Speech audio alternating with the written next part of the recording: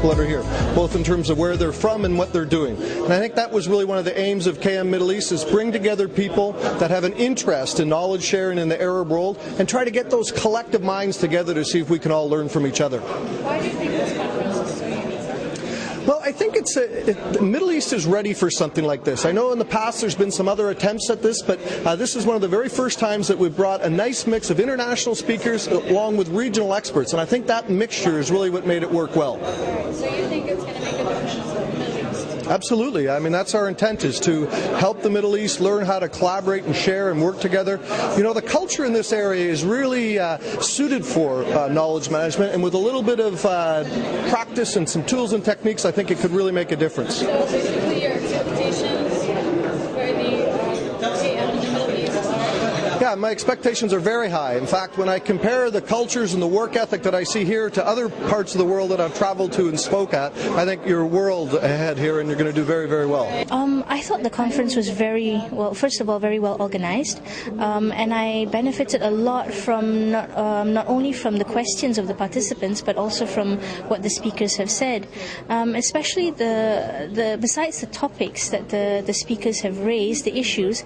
I felt the questions that were raised by the participants gave us an insight into the problems that the real employees of the companies were facing in terms of knowledge management issues. So that also gave us, the speakers, some things to think about on how we can assist them in later or future conferences. To assist them in the Middle East, what do you think of knowledge management in the Middle East? I think the knowledge management in the Middle East is pretty much, I think, the same in any other region. Each would have its own problems, each would have its own issues. But I noticed that the problems faced in the Middle East seems to be similar to problems that we're facing in Asia, for example, or even in Europe, where where do we start, right? If I'm going to implement a knowledge management initiative, where do I start first? What are the first steps I should do?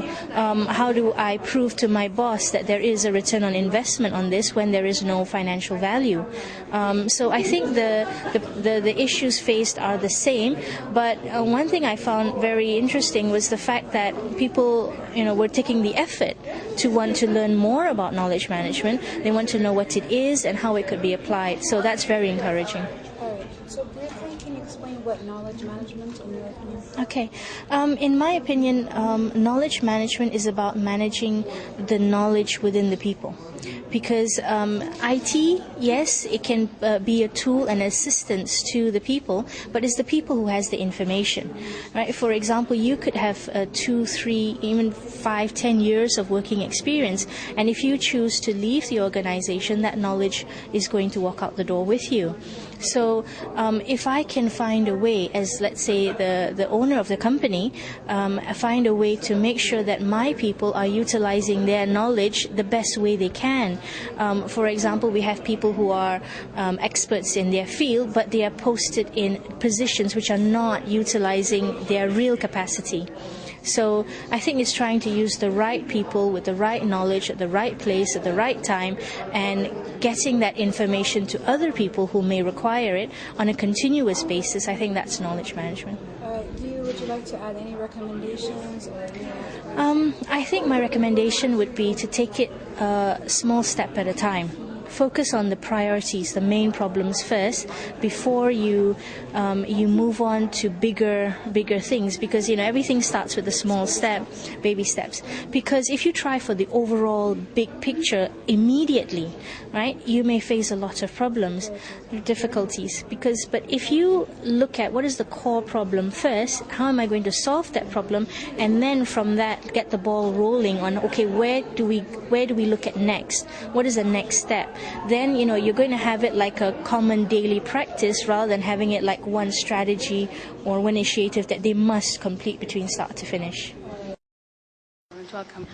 You came and you attended the conference yesterday and today. What did you think in general about the conference? I think it's great to have such events, especially around knowledge management. We need to see more events like that around knowledge management in this region.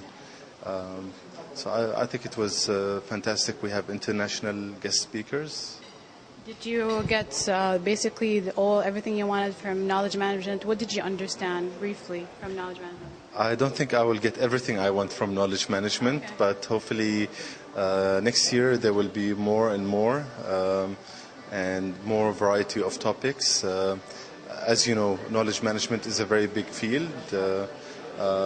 Nevertheless, I think there's an interesting set of speakers in this conference. As a start, when you heard about the knowledge management conference in the Middle East, what made you so attracted to come here in the first place? Why did you want to come to the conference?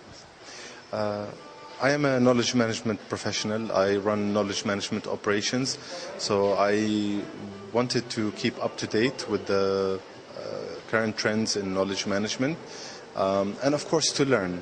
In knowledge management, we are very keen to learn about this topic that's ever changing and changes very fast. So you learned a lot from the conference yesterday and today?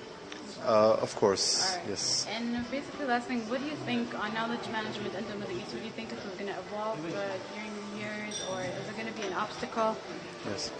I think knowledge management is gaining a lot of momentum. Knowledge management is very important to the Middle East, also considering the population. There's a lot of young people. Education is very important in the Arab world. Also, research has shown that knowledge and innovation are key pillars for sustainable development. So I see knowledge and knowledge management as a field to continue to grow in value and importance. You were one of the speakers, one guest of speakers yesterday in the conference. What do you think in general about the conference? What was your idea? I mean, I wasn't too sure what to expect. I've been at a conference in Egypt just a few months back, and also more recently a conference in Iran, both of them KM conferences, and they were very, very different. And this one was different yet again. I think, well, I certainly thoroughly enjoyed it. There's no question about that. There were some excellent speakers. And for me, what's important about a cafe is the degree of engagement of the people. If people just sit there and just listen, then it can be a little bit boring. I like it when people interact. They ask questions, they get up, they talk, they do things out of order. You know, maybe they're not quite as well behaved as they might be. There's that interaction going, and that was happening, and I enjoyed it. It was seriously, it was one of the better conferences I've been to over the years. That was great to hear. You invented the idea of the Cafe Masterclass. How did this idea start? Okay, the cafe goes back about 10 years. I used to go up to London to hear some knowledge management talks, and many of those talks were what I call death by PowerPoint. The speaker would have 30 minutes to speak, and they may well have had as many as 100 slides. They would run over time. There was no time for questions, there was no time for interaction, no time for conversation. Basically, at the end of the 30 minutes, the audience were pretty much asleep. And I wanted to do something that was different. I wanted to have some interaction. I wanted to see some conversation take place. So the whole idea of the cafe initially was that the speaker only spoke for maybe 5 or 10 minutes and then posed a question to the audience, to the participants. And then they had a conversation around that question. So it grew out of my frustration with boring death by PowerPoint presentations. How do you think the response of people with the idea? What's for people that in the workshop? How was the response? The workshop was incredibly positive. It was probably the most interactive workshop. Actually, it was probably the toughest workshop I've ever been part of. Not in a bad way. I mean, it's made it a little bit more difficult with the language issue. You know, so a lot of it had to be translated. But there was a lot of interruption, a lot of to and fro, a lot of questions, a lot of conversation. And I was kept busy all the time, and often in cafes they were a lot quieter. So I actually enjoyed this one because I enjoy that degree of interaction. We went around the circle at the end. One of the things I do at the end of a cafe, we push the tables to one side and we form a circle with the chairs, and I go around the circle and get everybody to share with me, or share with everybody, what they got out of the cafe. And it's always interesting because you kind of wonder to what degree, they've learned something or they're taking something away. Pretty much everybody was positive about it, and I think there was at least one person who wants to go away. Actually, there were several who were going to go away and start to do cafes within their organisation. There were a few people who were already doing them in their own way, but maybe not quite the same process, and they felt that they'd learned a few things from my process, and they were going to take them and adapt them and apply them within their own organisation. Somebody also wanted to start a blog or some sort of discussion forum to carry on the conversation on the web. So there was a lot of excitement and a lot of interest, and that's always rewarding.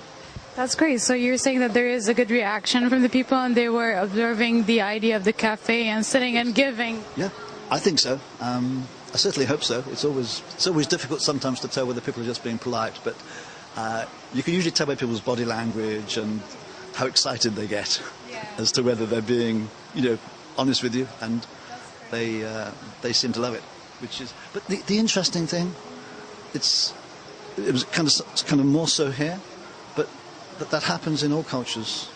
I mean, I often say I can't go wrong with a cafe because everybody loves to talk.